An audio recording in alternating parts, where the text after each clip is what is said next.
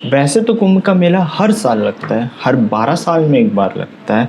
पर ये कुछ अलग था क्योंकि ये 144 साल में एक बार लगता है। इसी वजह से आसपास के पड़ोसी, दोस्त, यार, रिश्तेदार, हर कोई महाकुंभ जा रहा था और मुझे भी दिल से इच्छा थी कि मैं भी महाकुंभ जाऊं ताकि बूढ़े होने पे सबको कहानी सुना सकूं, दिखा सकूं। इतनी भीड़ में कंफर्म टिकट मिलना तो एकदम नामुमकिन था, इसीलिए हम पहुंच गए रेलवे स्टेशन ताकि तत्काल टिकट के लिए ट्राई मार सके। थर्ड एसी का फॉर्म भरा और वेट करने लगे कि कब हमारी बारी आएगी और थोड़ी देर बाद हमारा नाम आ गया। लेकिन चीज़ें इतनी आसानी से कहाँ होती है। उसने बोला तत्काल टिकट नहीं मिलेगी, प्रीमियम तत्काल मिलेगी। हमने पूछा वो कितने की आएगी। वो बोलता है अभी ऐसा पता नहीं चलेगा, बनने के बाद पता चलेगा। तो हमसे पहले जिसने करवाया था हमने उनसे पूछा कि आपने कितना पे किया, तो वो बोलते हैं 3600। मतलब यार हजार रुपए की टिकट थी, 700-800 या 1000 की टिकट थी, जो कि भाई बढ़ के 3600 हो गई। नहीं मतलब हम 3 लोग जाने वाले, 3 लोग 1-1 हज़ार करके 3000 में चल देते, उतना एक बंदे के पीछे 3600 लगता। पूरा बजट तो वहीं ख़त्म हो जाता है। वापस कैसे आते हैं, जनरल के डिब्बे में लटक के या ट्रेन के ऊपर बैठ के। फिर हम निराश होके जा ही रहे थे और सोच रहे थे कि भगवान का बुलावा नहीं आया है शायद, इसीलिए वक्त है, अगली बार जिंदा रहेंगे तो यार। पर अगर कहानी यहीं ख़त्म हो जाती तो वीडियो इतनी लंबी कहाँ होती। थोड़ी देर में हमसे पहले जिसका नंबर था उसने बताया कि मैंने भाई स्लीपर के लिए भी ट्राई किया था, तुम लोग से पहले मेरा नंबर है, तुम लोग मेरा नाम ले करके फॉर्म वॉर्म भर दो और हो सकता है तुमको स्लीपर में मिल जाए। तो हमने फॉर्म वॉर्म भरा, उनसे बहुत हेल्प की उन्होंने, वैसे बहुत हेल्प की क्या बताऊँ। उन्होंने अपना नाम दे दिया यार, उनको मिल गया था अपना एसी में, स्लीपर में हम लोग को दे दिया अपना नाम। अब 11 बजे जैसे ही काउंटर ओपन हुआ, उनका नाम आया, हम गए और वहाँ पर जा करके फिर वही बात, तत्काल नहीं मिलेगी तुमको मिलेगी प्रीमियम तत्काल। वो कितने की आएगी, फिर वही बात, अभी पता नहीं चलेगा भाई, बनने के बाद पता चलेगा।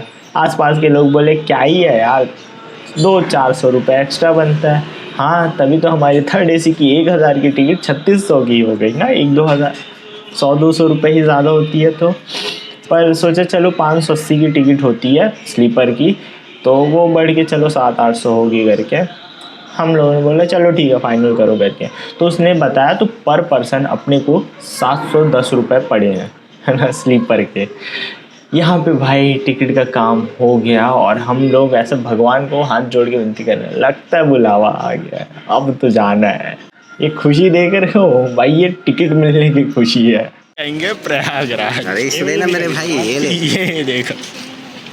अब अगले दिन सारा सामान पैक करके, सारी ज़रूरत की चीज़ें, हो सकता है कुछ छूट जाए, पर मेरे दिमाग में जितनी चीज़ें आई मैंने वो सारी पैक कर ली। और इतना दूर जा रहा हूँ यार घर से, मतलब मैं गया नहीं हूँ छत्तीसगढ़ के बाहर कभी, तो पहली बार जा रहा हूँ मैं। तो सबको बाय बोला, मम्मी को, लूसी को। तो यार जाने की ना लगभग सारी तैयारी हो चुकी है, बस एक ऑटो का जुगाड़ करना है क्योंकि यहाँ से रेलवे स्टेशन जाना पड़ेगा। और भाई रेट तो है भय रहता है ना, मतलब 20 किलोमीटर 25 किलोमीटर का 30 रुपये और 10 किलोमीटर का रेट है वो है 70 रुपये, 80 रुपये, 100 रुपये। और वो भी रात को भाई सीधा 4 गुना 5 गुना हो जाता है कि। तो भाई अच्छा उल्टा दिख रहा ना, मेरे को बैक कैमरा करने दो मेरे को। 7:16 हो रहा है और तो 7:16 हो रहा है और भाई अपने को ना जाना है, 8:30 की हमारी ट्रेन है, ठीक है। तो रखने को तो सारी चीज़ें रख ली है, बस अब रेलवे स्टेशन चल रहा है, वहाँ का क्या सीन है पता नहीं। थोड़ा सा वो लग रहा हूँ मैं डाउन, वो एनर्जी नहीं है, पता नहीं क्यों। ठीक है, सबको बाय बाय बोलता हूँ और निकलता हूँ। अब 2 से ढाई दिन भाई ये सब चीज़ मैं मिस करूँगा बहुत ज़्यादा, सारी चीज़ें यार सब मिस करूँगा मैं, पूरी की पूरा रूम। बहुत मेरा छोटा स्टूडियो है, ये मेरा छोटा सा स्टूडियो है यार, ये सामने, बहुत मिस करूँगा इसको। Bye bye bye bye. तू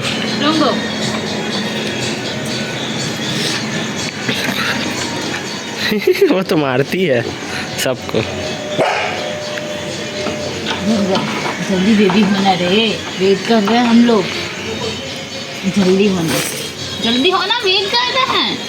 कब होगी रंगोबती? सुन ना, कब होगी? जल्दी होना। यार ये भी देखने हैं क्या खिला रहे हैं। चलो bye bye bye bye bye bye, जा रहा हूँ। कुंडी फोड़ दी मेरा। लूसी जा रहा हूँ मैं, बाय बाय।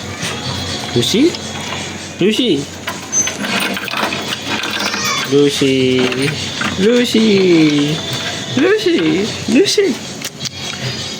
इसको पता नहीं है मैं जा रहा हूँ, समझ नहीं आ रहा है इसको। लूसी तेरे को पता है?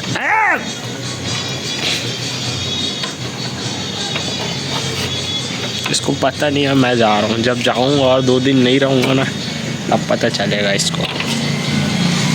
Mummy bye bye. 2 दिन 2.5 दिन बाद आऊँगा। महाराज ही बोल रहा था ना जाऊंगा तो, लेकिन सूद में नहीं जा पाए।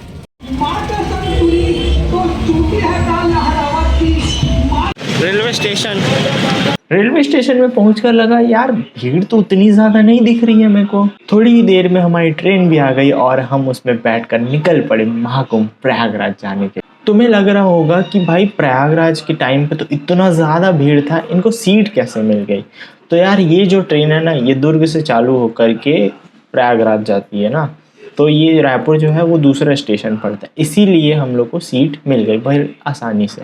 अभी 16-17 घंटे आगे और ट्रैवल करना है, तब तुम देखो कि भीड़ कैसे बढ़ती है। अब देखो रात हो चुकी थी और 16-17 घंटे ट्रैवल करना था, तो भाई अपने अपने सीट में जाके हम लोग सोने वाले थे। लेकिन भाई तभी भाई अचानक से 11-12 लोगों की टोली आ करके भाई सब सीट पे कब्जा कर ली है। और पूछने पे पता चला उनके पास जनरल का टिकट है, उनके पास स्लीपर का टिकट नहीं है, उनका टिकट जो है वो कंफर्म नहीं हुआ है। मतलब तो ताम झाम दुनिया भर का वो चीज़ है। अब यार मेरी इच्छा ये थी कि उनको बोल दूं आप यार ऐसे थोड़ा एडजस्ट कर लो, क्योंकि भाई मतलब क्या ही बोलूं यार। अब देखो ऐसे टाइम में ना, अगर मैं उनको हटाता हूँ तो तुमको वीडियो में बुरा लगेगा, और नहीं हटाता हूँ तो ये बात देखो 580 की टिकट मैंने 710 रुपये की ख़रीदी है, ठीक है, प्रीमियम के नाम पे। और ये लोग जनरल की टिकट में 50-100 रुपये दे करके ऐसे चढ़ के सीट में मस्त आराम से बैठ के। हम लोग ये नहीं बोल रहे हैं कि तुम लोग ज़मीन में बैठ जाओ, ये उसमें बैठ जाओ, हम लोग को लेटने दो। तुम लोग ऐसा पैर के पास में थोड़ी जगह होगी, वहाँ पे तुम लोग बैठ जाना। और हम लोग वैसे 4 सीट था ना, हम लोग तो बोल रहे थे यार हम लोग एक सीट में 2 लोग सो जाते हैं, तुम लोग ऐसा एडजस्ट करो, लेकिन नहीं यार। हाँ भाई ये चीज़ में ना भाई मैं बता रहा हूँ, रात के 1 बज गए हैं। और 1 बजे भाई मतलब 12 बजे के आसपास टीटी आया और वो बोला तुम लोगों का ऐसा ऐसा है, तो तुम लोगों को 410 रुपये पर पर्सन पड़ेगा। तो वो लोग बोले ये है वो है, उनसे बात कर रहा हूँ फलाना ढेमकाना दुनिया। टीटी बोला रुको 2 मिनट आगे देख के आता हूँ करके। उसके बाद भाई वो टीटी आया ही नहीं, ये लोग ऐसे बैठे थे। 1 बज गया, हम लोगों ने बोला मैडम थोड़ा वो कर लो ऐसा एडजस्ट। तो फिर वो लोग जाके माने हैं ठीक है करके। उसके बाद मैं क्या किया, मैं बीच वाले में सोया हुआ था ना सर, 3 खंड होता, अपर बेड मिडिल बेड और लोअर बेड, ठीक है ना। तो मिडिल में मैं सोया था और लोअर में जीजा सोए थे, और इस साइड अपोजिट साइड में अपर साइड में पापा सोए थे। हाँ अब भाई मस्त आराम से कट रही थी अपने, सब सही जा रहा था भाई, मस्त एकदम शॉल लेकर के गए थे भाई, शॉल ओढ़ के सो रहे थे, मस्त आराम से जा रही थी है ना, कोई दिक्कत कोई परेशानी कुछ नहीं हो रही। अब रात को एक लड़का आता है, वो बोलता है मेरी सीट है। हम लोगों ने बोला ठीक है यार मैं इधर साइड हो जाता हूँ, पापा के पास चले जाता हूँ, तू यहाँ पे सो जा करके, है ना। अब वो लोग भाई अपनी सीट थी, फिर भी हम लोग वो नीचे में बैठे हुए थे ना, कम से कम एटलीस्ट बैठ के जाओ ऐसे करके उनको सीट दी थी। लेकिन वो लड़का नहीं भाई मेरी ऊपर वाली सीट है, मैं ऊपर में ही जाऊँगा। तो फिर मैं भाई गया पापा के पास में, जो ऊपर वाले जो भैया सोए थे वो नीचे मेरे जगह में आया, वो लड़का वहाँ पे गया। बस फिर सुबह उठे, ब्रश तो कुछ कर नहीं सकते थे भाई, भीड़ इतनी ज़्यादा हो गई थी ना, पैर रखने जगह नहीं थी, ऊपर से जाना पड़ रहा था जा रहे हो तो। अब जैसे जैसे अपन 12 बजे पहुँचे और उतरने के बाद तुम यहाँ की भीड़ देख सकते हो।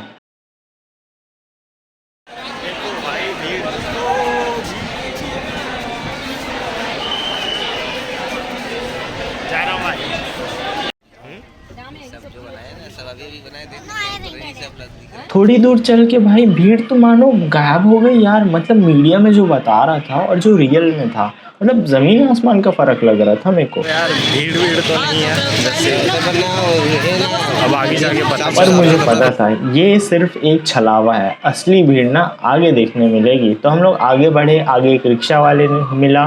वो रिक्शा वाला बोलता है भाई मैं आगे तक छोड़ दूंगा। हम लोग बोले कहाँ तक छोड़ोगे? बोलता है जहाँ तक मेरी रिक्शा जाएगी वहाँ तक छोड़ दूंगा। ठीक है, कितना चलना पड़ेगा? 500 मीटर या ज़्यादा से ज़्यादा 1 किलोमीटर।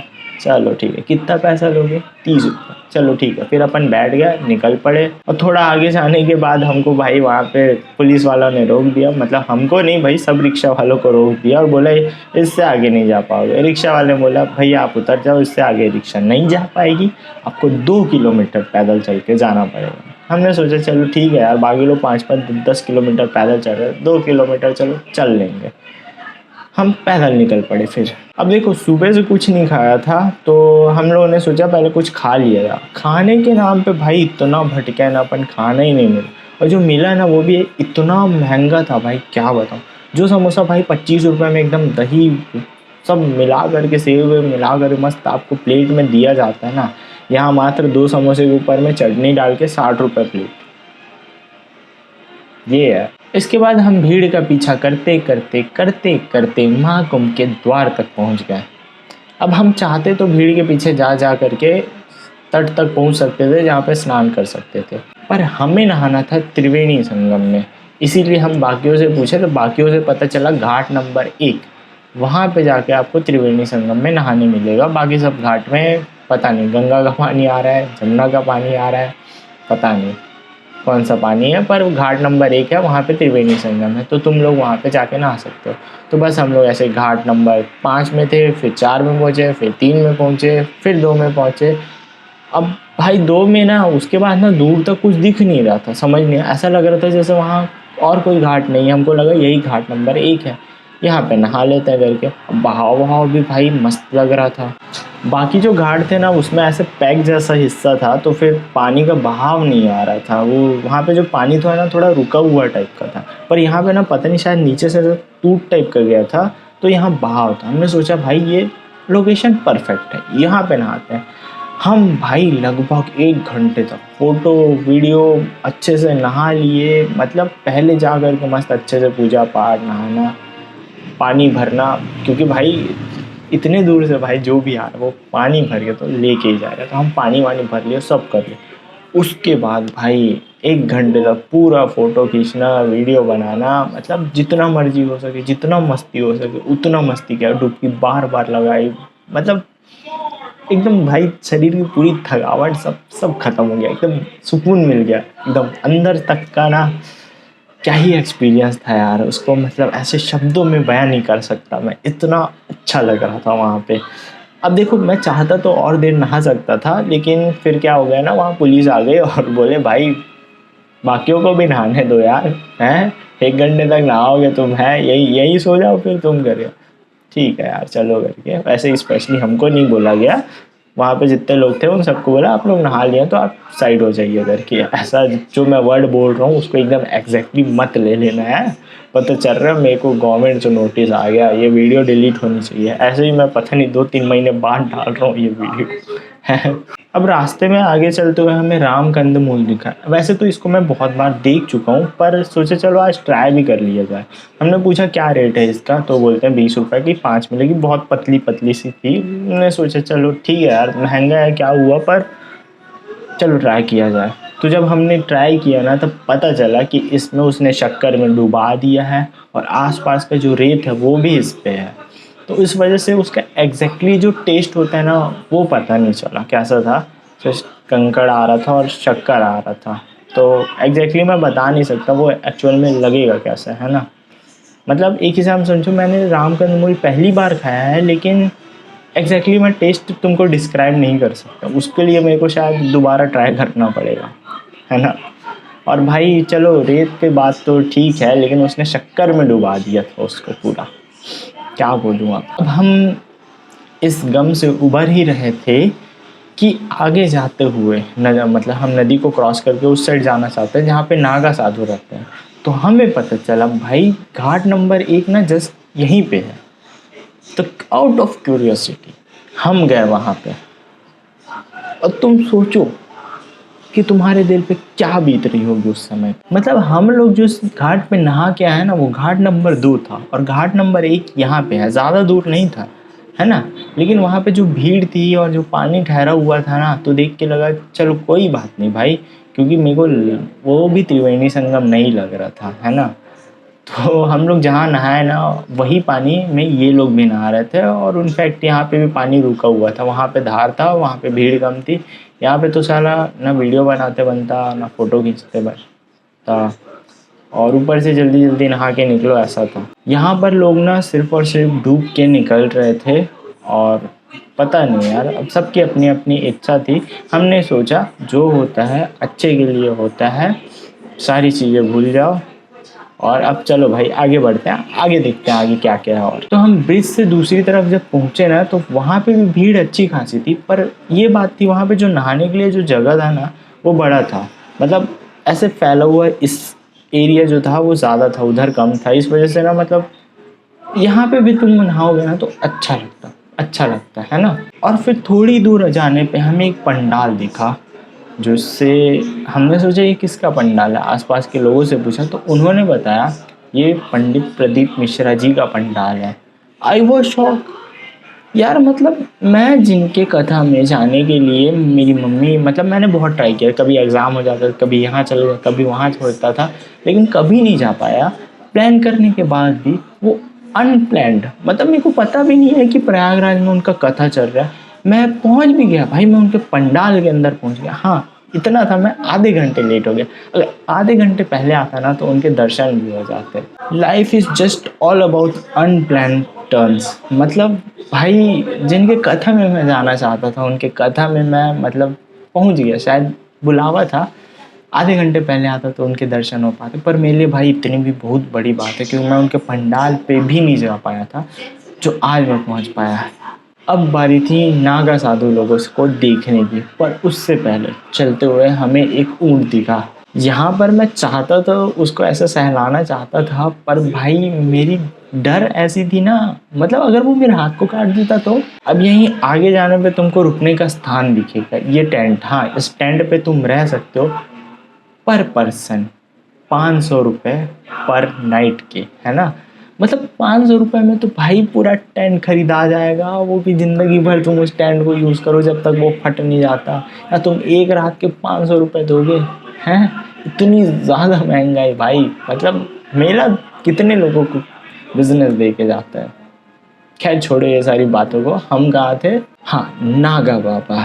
तो हम जब वहाँ पे पहुँचे ना, तो लगभग ज़्यादातर लोग ही वहाँ से जा चुके थे। शायद आधे महीने पहले अगर आते ना सबके दर्शन। हाँ कुछ बाबा अभी भी थे, पर ज़्यादातर लोग, मतलब ज़्यादातर बाबा जिनकी फ़ोटो लगी थी, बड़े बड़े बाबा, वो सब जा चुके थे। महाकुंभ अब खाली हो रहा था। अब यहाँ आने वाले लोग सिर्फ़ और सिर्फ डुबकी लगाने के लिए ही आएंगे। सूरज ढल रहा था और इसी के साथ हमारा महाकुंभ का सफ़र ख़त्म होता है।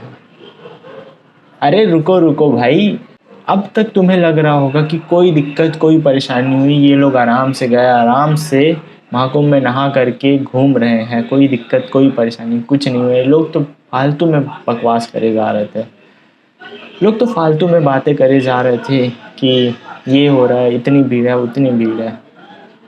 और मेरे साथ भी कुछ ऐसा होने वाला था। जितनी अच्छी मेमोरीज यहाँ की थी ना, उससे कहीं गुना ज़्यादा बेकार मेमोरीज मैं लेके घर जाने वाला। ये हंसता हुआ चेहरा कब दुख में बदल जाएगा, इस बात का अंदाज़ा ना हम तीनों को ही नहीं था। सूरज ढल रहा था, रात गहरी होती जा रही थी और हम भी धीरे धीरे चलते हुए महाकुंभ से बाहर आ गए। जितनी भीड़ सुबह थी उससे 40 से 50 गुना ज़्यादा भीड़ बढ़ चुकी थी। अंदर आने के बहुत सारे रास्तों को बंद कर दिया था ताकि सिर्फ पैदल वाले ही आ सकें, गाड़ी वाले लोग ना आ सकें। कम से कम हम 4 से 5 किलोमीटर पैदल चले होंगे तब जाके हमें एक ऑटो मिली है। अब मेरी इच्छा तो ये थी कि मैं रेलवे स्टेशन में या वहाँ को मैं ही कहीं जगह देखकर वहाँ सोना चाहता था, पर जीजा ने अपने पहचान वाले किसी को कॉल किया और उन्होंने बोला कि तुम लोग आ जाओ, मेरे घर पे आ जाओ, यहाँ पे आराम से सो जाना, कोई दिक्कत कोई परेशानी नहीं होगी। हमने सोचा ये बात सही है, क्योंकि भाई यूपी में ना मतलब छत्तीसगढ़ में टेम्परेचर जो जहाँ तक 19-18 डिग्री गिरता है, वहाँ पे ये 19-18 डिग्री नॉर्मल है। अभी के टाइम पे 19-18 डिग्री टेम्परेचर चल रहा था। रात थी ना, बहुत ज़्यादा ठंड थी। पॉइंट भी था बात में कि खुले में सोएंगे या तो उतना भी एकदम शॉल टाइप का ही है, पतला सा, ठंडी तो लगती है ना। तो हमने सोचा चलो ठीक है, चलो उनके घर ही चल देते हैं। अब हमने 4 से 5 किलोमीटर के लिए ऑटो वाले को 500 रुपये दिए और रेलवे स्टेशन में टिकट कटा करके ट्रेन में बैठ गए, क्योंकि हमको लगभग 80 से 90 किलोमीटर दूर जाना था, जो हमको 60 किलोमीटर लग रहा है। मैं तुमको पहले ही बता दे रहा हूँ, क्योंकि भाई बहुत दूर था यार, सही में बता रहा हूँ, मतलब जान हलक में आ गई थी, ऐसी हालत हो गई थी। तो जो ट्रेन ना 8 बजे निकल जाती, 8 बजे अपने स्टेशन पे पहुंच जाती, वो ट्रेन यहाँ से रवाना ही ना 10 बजे हुई और हमें स्टेशन पे उतरते उतरते रात के 11 बज। अब रात के 11 बज रहे हैं, यूपी जैसा स्टेट है, सुनसान। तुम इमेजिन करो भाई तुम पे क्या बीत रही होगी। लेकिन थोड़ा राहत मिला जब हमारे आसपास के कुछ लोग भी उस स्टेशन पर उतरे, है ना। थोड़ी जान हलक से, मतलब जो जान बाहर निकल गई थी वो अंदर आई फिर से। अब हम चलते चलते जैसे ही मेन रोड पहुँचे ना, दूर दूर तक भाई गाड़ी ही नहीं दिख रही थी, ना ऑटो मिलती ना बस मिलती, और लोग भी भाई बहुत कम दिख रहे थे। जो जा रहा था या तो वो रुक नहीं रहा था, और रुक भी रहा था तो मैं तो वहाँ नहीं जाऊँगा ऐसे बोल दे रहा था। दूसरी बात ये भी थी कि हम 3 लोग थे, 2 लोग होते तो कोई गाड़ी में बैठा करके ले भी जाता, पर 3 लोग में ना बहुत इशू था। फिर जीजा ने उनको फ़ोन लगाया, उन्होंने अपने किसी पहचान वाले को फ़ोन लगाया और वो आए हमें लेने के लिए। तो ऐसे करते करते हाँ, रास्ते में एक भैया मिल गए जिन्होंने आधे दूर तक हम लोग को छोड़ दिया, और एक गाड़ी में ऐसे 4 लोग बैठ करके हम लोग उनके घर पहुँचे। इस चीज़ में रात के 1 बज गए। 1 बजे हम लोगों ने रात को 2 रोटी खाई और सीधा उनके घर चले गए। थोड़ी बहुत बातचीत करने के बाद सीधा सो गए। हाँ, व्यवस्था अच्छी थी भाई, कोई दिक्कत कोई परेशानी टाइप की नहीं थी। बहुत मोटी रज़ाई थी, ना ठंडी लगी ना कुछ नहीं, बहुत अच्छा व्यवस्था था। अब सीधे सुबह नींद खुली, हमारी ट्रेन थी 3:55 की शाम को। अब इतने देर तक हम क्या करते, तो सोचा चलो पास में एक हनुमान मंदिर है, वहाँ घूम के आ जाता है, और वहीं पे गंगा नदी भी है तो वहाँ पे नहा भी लेंगे। तो हम बस ऑटो से निकल पड़े। अब आराम से हमने नहाया, आराम से हमने गंगा जी में दोबारा स्नान किया, उसके बाद हनुमान जी के दर्शन किए मंदिर के। पर वहाँ पे मतलब शंकर भगवान थे, मेन भगवान शंकर थे, पर पता नहीं उसे हनुमान भगवान का मंदिर क्यों बोला जाता है, पता नहीं। फिर हमने शंकर भगवान के मंदिर भी गए, थोड़ा बहुत समोसा भजिया नाश्ता का कर लिया। अब इसके बाद ना जो घर जाने की दौड़ शुरू होती है ना, वो मैं भाई लाइफ टाइम याद रखूँगा यार। प्लान था अपने को ज्ञानपुर स्टेशन में पहुंचना है, वहाँ पे हमको एक ट्रेन लेनी है, उस ट्रेन से हम पहुंचेंगे प्रयागराज रेलवे स्टेशन, जहाँ से सारनाथ एक्सप्रेस में बैठ के हम वापस छत्तीसगढ़ रायपुर पहुंच जाएंगे। हाँ, सब कुछ बढ़िया था। हम टाइम पे पहुंच गए और वहाँ पे टिकट कटवा लिया। उसके बाद आधे 1 घंटा हम लोग रुके भी, लेकिन जब ट्रेन आई ना, इतनी भीड़ थी भाई, इतनी ज़्यादा भीड़ थी कि हम लोग चढ़ ही नहीं पाया। और तुम इमेजिन करो भाई, उतनी भीड़ में तुम क्या कैमरा लेके ऐसे करोगे। हाँ भाई, दोनों हाथ पकड़ने के बाद भी हम लोग को फेंक दिया गया। मतलब कैमरे लेके कैसे ही शूट कर लेता है। घर आना ज़्यादा ज़रूरी था। वीडियो तो खैर वैसे भी कोई देखता नहीं है, ये तो मैं खुद के लिए बना रहा हूँ। तो मैंने कैमरा फ़ोन अपना अंदर रखा। भाई पहुँचना ज़्यादा ज़रूरी है, इसीलिए बस वर्बली तुमको एक्सप्लेन कर रहा हूँ। तुम बस इमेजिन करो कि मैं कैसे सिचुएशन से गुजरा था। उसके बाद भाई उन्होंने फ़ोन लगाया उन्हीं को, उन्होंने बोला कि एक दूसरा वो है, याद नहीं आ रहा मेरे को वो रेलवे स्टेशन का नाम, वहाँ पे तुमको सारनाथ एक्सप्रेस मिल जाएगी, जिसमें तुम बैठ गए ना तो उसी में बैठे रहना, तुम लोग प्रयागराज में भी मत उतरना, सीधे तुम लोग पहुँच जाओगे। तो हम भाई वहाँ पे ऑटो वाले को 500 रुपये दे करके 8-9 किलोमीटर, अब देखो एक सवा एक को वो ट्रेन आती और हम लोग के पास बहुत कम टाइम था भाई, एकदम मतलब ऐसी सिचुएशन थी ना कि बैठ ही नहीं पाते भाई, लेकिन पता नहीं भगवान ने साथ दे दिया, वो ट्रेन लेट हो गई और हम लोग समय पे पहुंच गए। अब पहुंचने के बाद हम लोगों ने ट्रेन का टिकट कटवाया और उसके बाद सोचा अलग अलग रह के चढ़ेंगे तो हो सकता है चढ़ जाए, लेकिन अगर कोई बिछड़ गया तो वो भी तो दिक्कत है। तो हमने सोचा चलो भाई चढ़ेंगे तो साथ में चढ़ेंगे। तो जैसे ही ट्रेन आई जीजा और मैं चढ़ गए हैं, पापा भी पीछे में चढ़ चुके थे। उसके बाद ट्रेन चलना स्टार्ट हुई और जैसे ही थोड़ी सी स्पीड बढ़ी उसके बाद भाई अचानक से पापा का हाथ छूटा या क्या हुआ समझ नहीं आया, पापा गिर गए स्टेशन में। अब मैंने देखा पापा गिर गए हैं यार, दिमाग ब्लैंक हो गया वहाँ पे, समझ ही नहीं आता क्या करूँ। मेरा मन था ऐसा, मतलब मैं भी छोड़ छाड़ के पापा के पास जाऊँ, भाई आ जाऊँगा मैं 2-4 दिन बाद आ जाऊँगा, मैं दूसरे में आ जाऊँगा, पैदल चल के आ जाऊँगा, कैसे भी आ जाऊँगा, कोई ज़रूरत नहीं है भाई ऐसे करके। लेकिन जब मैंने पापा के साइड देखा ना, पापा बोल रहे हैं जाओ तुम लोग जाओ यार, मतलब मेरा पूरा दिमाग ब्लैंक हो गया था, मैं क्या करूँ मुझे समझ ही नहीं आ रहा। उधर से ये बोल रहे पकड़े रहे जाना मत, यार काम ही नहीं कर रहा दिमाग, मतलब उस टाइम पे भाई मतलब कुछ समझ नहीं आता क्या करूँ क्या नहीं करूँ, मतलब समझ ही नहीं आता क्या करूँ भाई। पर यहाँ भी भगवान ने साथ दिया। थोड़ी दूर जाके ना, स्टेशन से दूर जाने के बाद में, स्टेशन से शायद हम लोग 2 या 3 किलोमीटर आगे आ गए होंगे, अब पता नहीं, याद ही नहीं मेरे को कितना आगे आए होंगे। मैं लटका था भाई, हाथ एकदम दर्द कर रहा था। अब जिसमें चढ़े थे वो थी AC कोच, है ना, 3 AC कोच थी। वहाँ अंदर में जो एक बुढ़ा आदमी था, वो आदमी बोलता है तुम लोग की वजह से बच्चे लोग को जगह नहीं हो रही है, तुम लोग उतर जाओ। इतना मतलब वो लड़ाई करने लगा। हमने बोला थोड़ी दूर की बात है, हम लोग फिर वहाँ पे उतर जाएंगे, वही बच्चे लोग हैं, हम लोग तो यहाँ पे लटके हुए हैं ना, उनके लिए तो पर्याप्त जगह थी। और सच में जगह थी भाई, वहाँ पे 3-4 लोग और आके रह सकते थे। लेकिन भाई वो आदमी लड़ने लगा, तू कौन है, किससे बात कर रहा है, टिकट दिखा, फलाना ढमकाना, मतलब इतनी लड़ाई क्या ही बताऊँ। हम लोग को बोले हम लोग को बस जाना है, मैं तो बात नहीं करता, जीजा ही बात करता। मेरा उस टाइम मैं उस सिचुएशन में ही नहीं था कि मैं कुछ बोल पाऊँ। वो अपना लड़ाई करे जा रहा है और अंत में क्या हुआ पता है, हम लोग को धक्का दे दिया। हाँ अच्छा थी ट्रेन रुकी हुई थी, पता नहीं भाई ये लोग तो चलती ट्रेन में हमको धक्का दे दिया, हमको धक्का मार दिया। धक्का मार के हम लोग स्टेशन से, मतलब ट्रेन से ऐसे नीचे उतरे, है ना, ऐसे पेट से ऐसे पूरा सब लोगों ने धक्का मार दिया। मतलब मेरे मन में चल रहा था बाद में, ये लोग महाकुंभ पाप धोने आए हैं। उस टाइम पे ना मेरे को ये चीज़ का मतलब समझ आया, गंगा शरीर को मैल धो सकती है, विचारों को नहीं धो सकती है। ऐसे लोग महाकुंभ आए ही क्यों है यार, हैं जो दूसरों का भला ही नहीं चाहते, दूसरों के बारे में ही नहीं सोचते हैं, तो आने ही क्यों है यार, हैं ऐसे लोग क्यों हैं, क्या ही बोलूँ मैं, क्यों हैं ये लोग। ट्रेन से धक्का मार दिया, हाँ चलती ट्रेन से भी मार देते वो लोग धक्का, मर जाते तो क्या ही है ना। भीड़ में तो किसी को फर्क भी नहीं पड़ता किसने किसको मारा है, भीड़ में ट्रेन में कट के मर गए, ट्रेन से गिर के मर गए। अब देखो एक चीज़ बता रहा हूँ मैं यहाँ पे, है ना, आगे की स्टोरी जानने से पहले, प्रयागराज में सारी व्यवस्था अच्छी थी, सिर्फ और सिर्फ प्रयागराज के स्टेशन तक, बाकी स्टेशन और बाकी जगह ना नॉर्मली व्यवस्था थी। लोग भाई रोए हैं यार जाने के लिए, ट्रेन छूटी है, लोगों के पैसे पानी की तरह बहे हैं। व्यवस्था थी लेकिन वैसी नहीं थी जो 40-50 करोड़ लोगों को संभाल सके।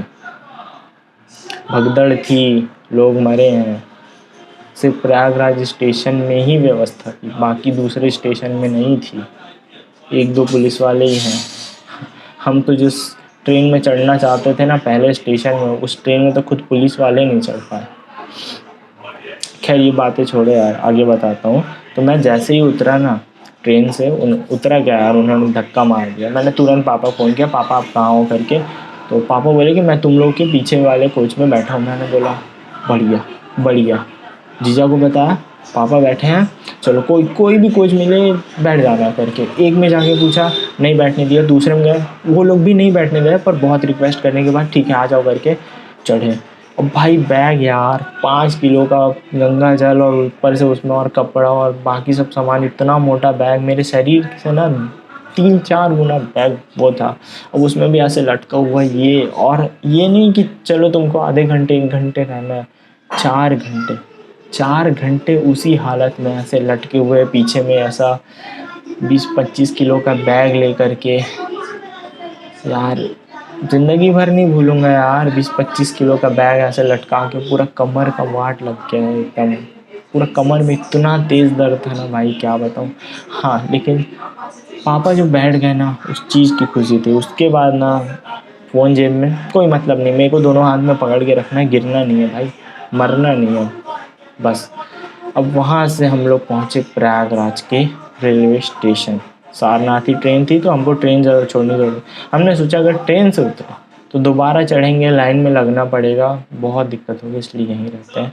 तो प्लान ये था, जीजा जाएंगे आगे वाले में, हम लोग देखो किस्मत देखो, हम लोग की सीट जस्ट आगे वाले कैबिन में थी, उसके जस्ट एक पीछे वाले कैबिन में हम लोग थे। तो बस जाना था उस कैबिन में। तो हमने सोचा बैग और ये चीज़ लेकर के मैं यहीं पे रहूँगा और जीजा जाएंगे वो वाले केबिन में, सीट वीट सब सेट करके रखें।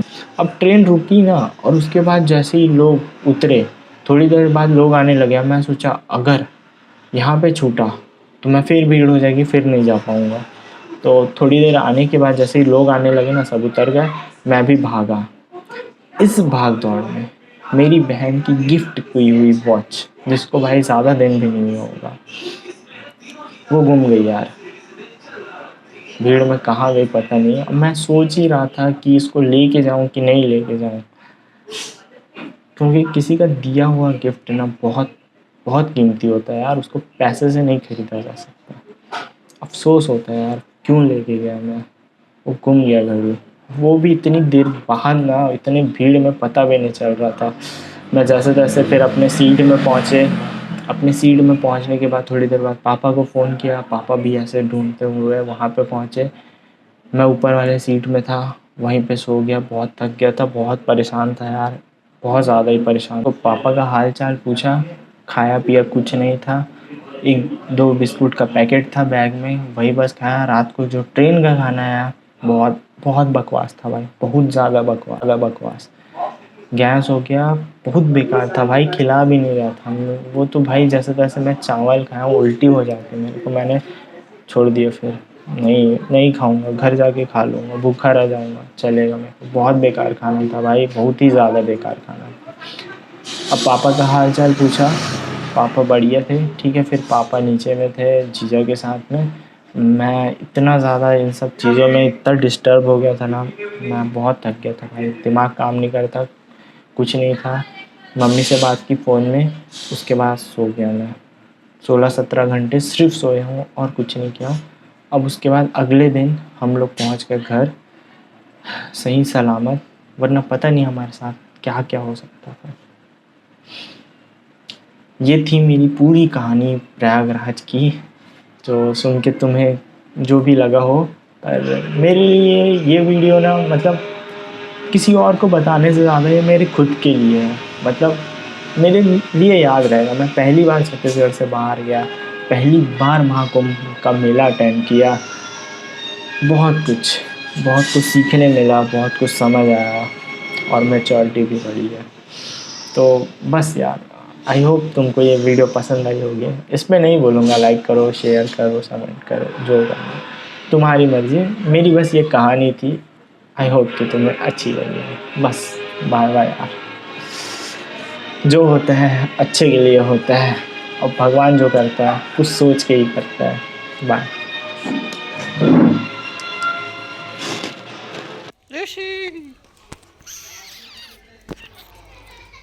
ऋषि रुक, तो तेरे खोलता हूँ 2 मिनट, रुक। लूसी ऋषि